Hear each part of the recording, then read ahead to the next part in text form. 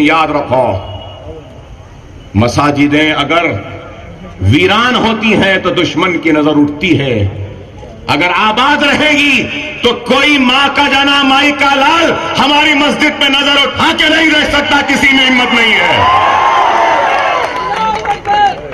आबाद करो। फजर की नमाज में मस्जिद को जाते हैं तो क्या देखते हैं? सिर्फ एक 8-10 लोग हैं, वो भी ज़ईफ लोग हैं, एक नौजवान नहीं दिखता। अरे तुम कभी फजर की नमाज पढ़ के निकला करो और देखो अल्लाह की नुसरत, अल्लाह की रहमत, अल्लाह की कामयाबी सुबह से लेकर रात तक तुम्हारे साथ रहेगी। जोहर पढ़ के देखो कि किस तरीके से अल्लाह तुम्हारे कारोबार में खैर और बरकत देगा। असर पढ़ के देखो, देखो अल्लाह तुम्हारे चेहरों में कैसा नूर दे देगा। मगरिब पढ़ के देखो, अल्लाह तुमको कैसा ताकतवर बना देगा। इशा पढ़ के देखो, अल्लाह तुमको सेहतयाब कर देगा। अरे हमारे पास सबसे बड़ी ताकत है ये। खुदारा मेरे मुसलमान भाइयों, मैं आज आया हूं आपके दरमियान में। मेरी तबीयत भी ठीक नहीं है, बहुत दर्द है पेट में, लेकिन फिर भी आया हूं। तो मैं अपने लिए नहीं आया हूं मेरे भाई। इतना दर्द, इतनी तकलीफ, सुनने वालों को तो बड़ा मजा आता है अकबर ओवैसी की तकरीर में, लेकिन ये पेट कितना दर्द देता है मैं जानता हूं, मेरा अल्लाह जानता है। आसान नहीं है पुकारना। 3 गोलियां 40 मरतबा चाकू से मारा गया। ये हाथ पे 25 मरतबा, आज भी ये हाथ इस तरीके से है, लेकिन मुझे मेरे अपने दर्द से ज्यादा इस बात का एहसास है कि मेरे कौम, मेरे भाइयों में मुझसे ज्यादा दर्द वाले मुसलमान हैं। अल्लाह उनकी दर्द को दूर करे। उनकी दर्द को दूर करने के लिए अगर मुझसे कुछ हो सकता है तो मैं जरूर जाऊंगा, इसलिए आप तक आया हूं। इतना जख्म लगा, मेरे गुर्दे, किडनी फट गई थी पूरी, अंतड़ियां 10 जगह से जख्मी थे, काट दिए गए। मेरा लिवर डैमेज हुआ, अंदर स्प्लीन डैमेज हुआ। इतना आज भी अंदर एक गोली है, इस तरफ सो नहीं सकता पलट के। गाड़ी में बैठा तो पूरा पैर दर्द होता है। ये हाथ तो बस है, लेकिन इसके बाद भी सुबह जब बेदार होता हूं नींद से तो ये दुआ करता हूं कि अल्लाह इतने बड़े हमले के बाद भी तूने मुझको हयात दी, मुझे जिंदगी दी, तो अल्लाह बता दे मुझे वो क्या काम था जिसके लिए तूने मुझे हयात दी। और सुबह से रात तक यही सोचकर निकलता हूं कि शायद ये काम था जो अल्लाह मुझसे लेना चाह रहा है, इसलिए मुझको जिंदा रखा, और ये काम है। और आज भी अगर आज भी आपके दरमियान में आया हूं तो शायद अल्लाह ने मुझे कड़पा के मुसलमानों के दरमियान में खिताब करने के लिए हो सकता है मुझे हयात दी हो, नहीं मालूम अल्लाह क्या काम लेना चाहता है। मेरे भाई, खुदारा समझो मेरी एक एक बात को, इस दुनिया से कोई कुछ ले जाने वाला नहीं है। कोई दौलत, कोई शोहरत, कोई जमीन, कोई जायदाद कुछ नहीं जाने वाली है। इंसान के साथ उसका अमल जाने वाला। अपने अमाल को अच्छा करो। मैं इतनी दूर आया हूं आखिरत को संवारने के लिए आया, अपनी आखिरत को अच्छी करने के लिए आया। खुदारा समझो मेरी एक एक बात पर। आज से 5 दिन पहले मेरे गाड़ी के ब्रेक फेल हो गए। निर्मल से आ रहा था, कंट्रोल में नहीं थी गाड़ी। कैसे बचे, कैसा हुआ अल्लाह ही जानता। आज भी हुआ। ताड़े पटरी के पास से आए, एकदम ऐसी टर्निंग आई कि दिखी नहीं, गाड़ी स्किड हो गई, लेकिन फिर भी बच गए। अरे बताओ, क्या हम यतीम हैं?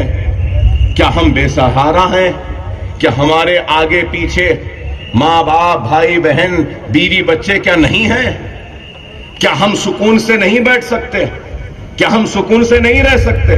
क्या कोई दौलत की कमी है, कोई इज्जत की कमी है? फिर क्यों धक्के खाते खाते गड़े गड़ों में फिरते फिरते आ रहे हैं, रायलसीमा आंध्रा की खाक छान रहे हैं, मुसलमानों से मिल रहे हैं, दरखास्त कर रहे हैं? तो क्यों हम अपने लिए नहीं, अपनी जात के लिए नहीं, बल्कि सिर्फ अल्लाह के लिए, अल्लाह की रजा के लिए, अल्लाह के हबीब मोहम्मद मुस्तफा सल्लल्लाहु अलैहि वसल्लम की प्यारी उम्मत के लिए आए हैं, आपके लिए आए। समझो मेरे भाई इस बात को,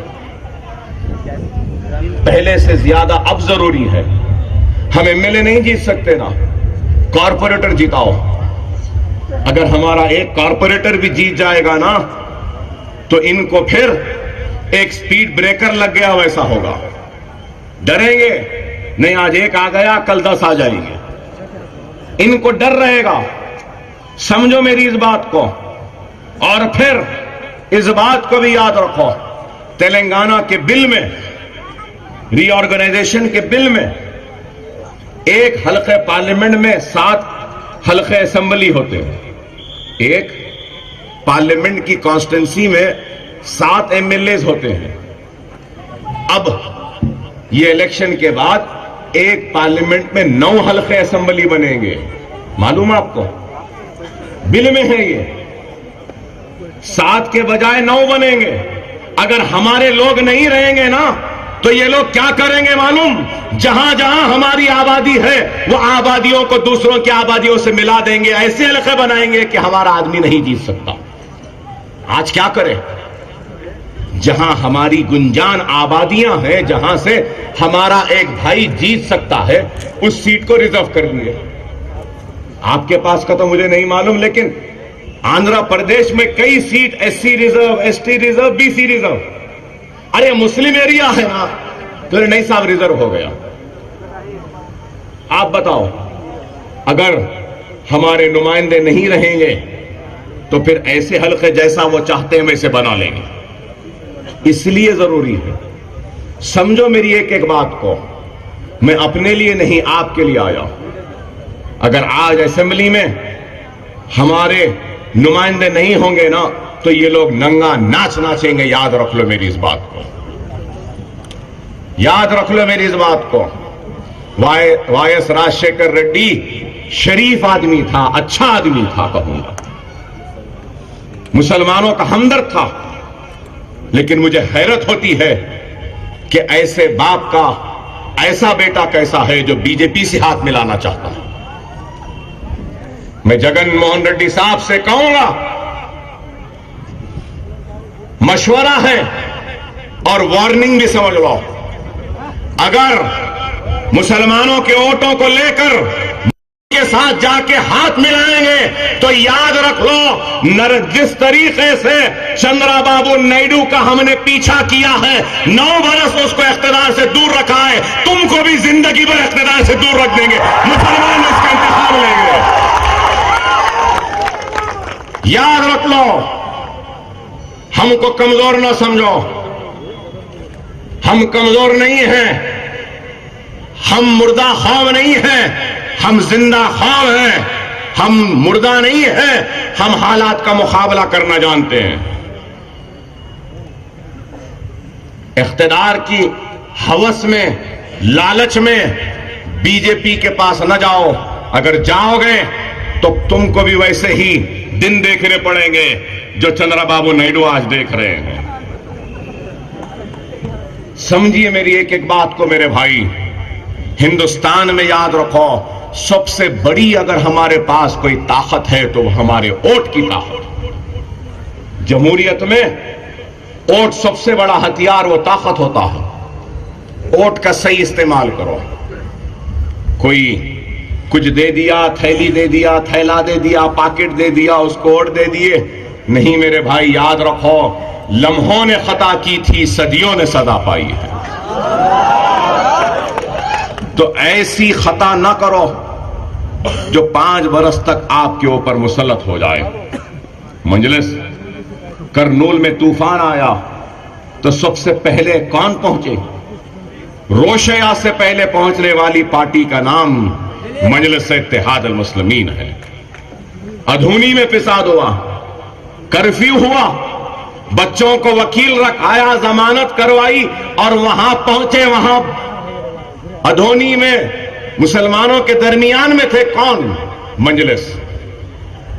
पिलेर में मस्जिद शहीद हुई, कौन पहुंचे? मजलिस पहुंची।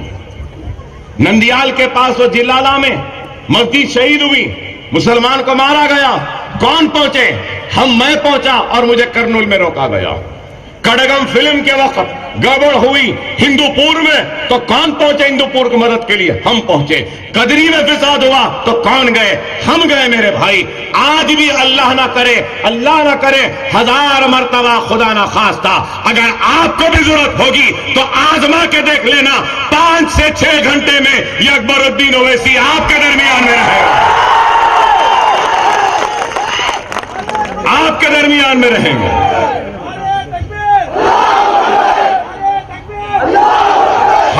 हमको किसी से डरने या घबराने की जरूरत नहीं है।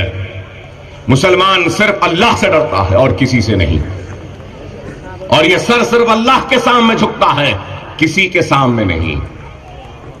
मुझे जेल में डाला गया 40 दिन तक, तकलीफें दी गई, अजियतें दी गई, लेकिन अकबरुद्दीन ओवैसी जेल से कमजोर होकर नहीं निकला, जेल से एक नए अज़्म, इरादे, हिम्मत और ताकत के साथ निकला। हम डरने या घबराने वालों में से नहीं हैं। यह सर अल्लाह के सामने झुकता है और यह सर अल्लाह के सामने ही झुकेगा। अगर यह सर सूली पे भी लटकना गवारा है इस सर को, लेकिन झुकना गवारा नहीं है। असेंबली में भी मैंने खड़े रहकर कहा, किरण कुमार हम डरने वाले नहीं है कहा। आज हमको जेल में डाले थे ना, कहां है किरण कुमार रेड्डी? अखबार में अब ऐड देना है ढूंढने के वास्ते कि कहां है। बोला वहां पे कि आइंदा असेंबली में अकबरुद्दीन ओवैसी को नहीं देखूंगा।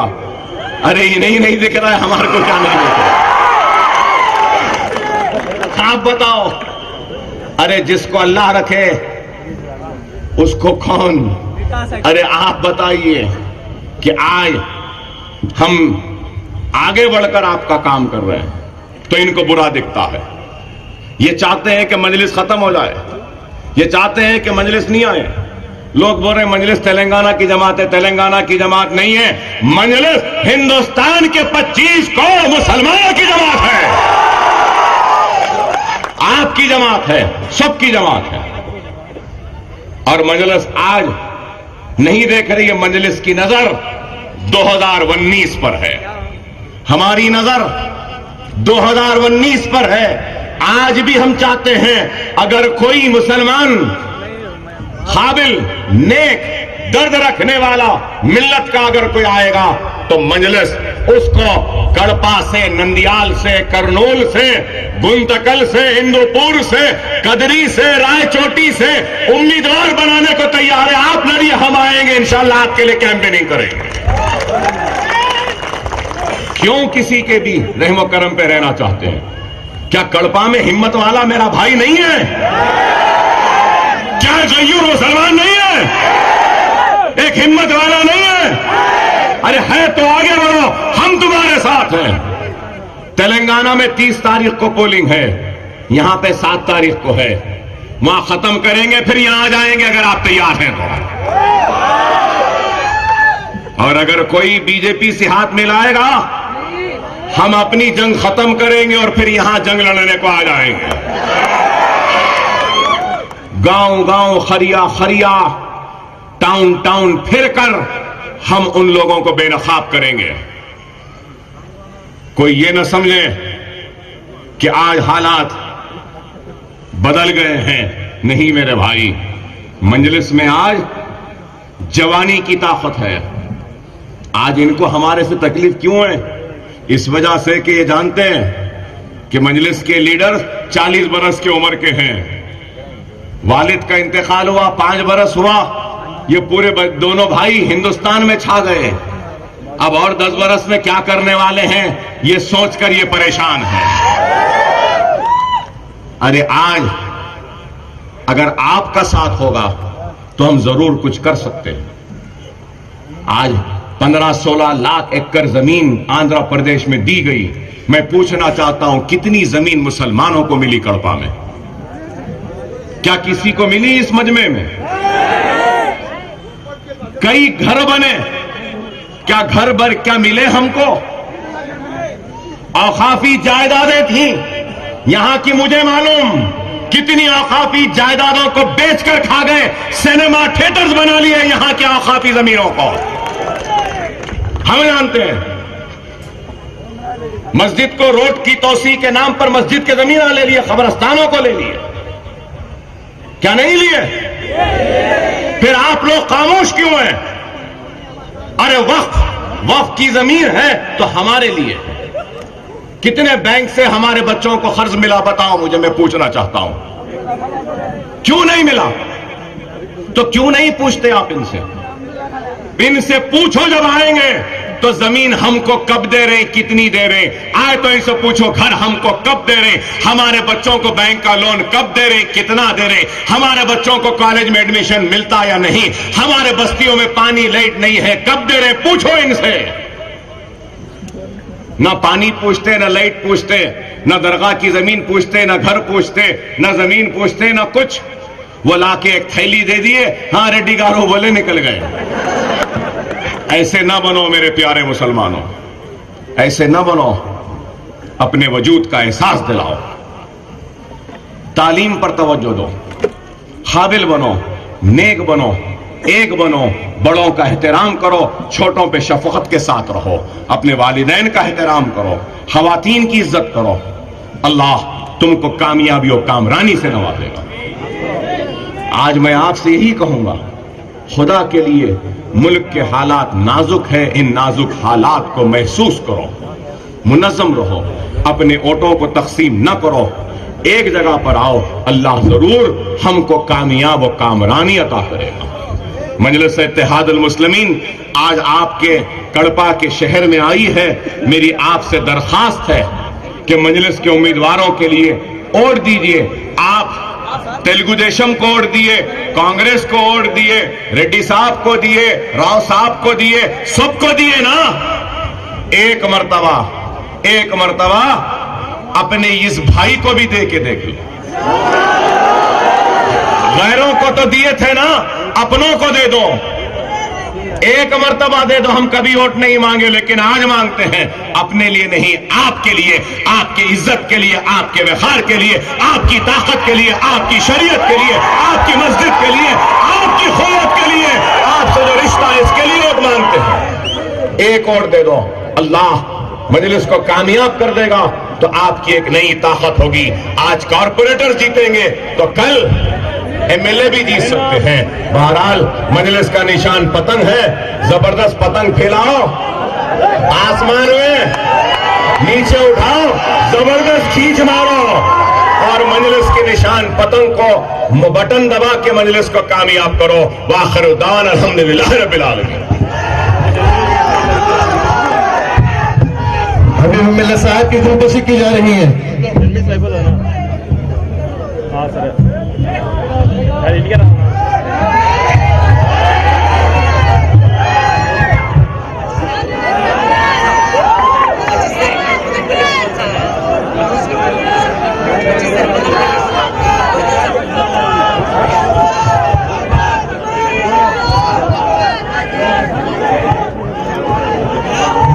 माओ बहनों से गुजारिश की जाती है, आप कुर्सियों पर ऐसे ही बैठ जाइए, आप मत जाइए। मर्द हजरात जाने के बाद चाहिए आप अपने कुर्सी में ऐसे ही बैठ जाइए। माओ बहनों, भाई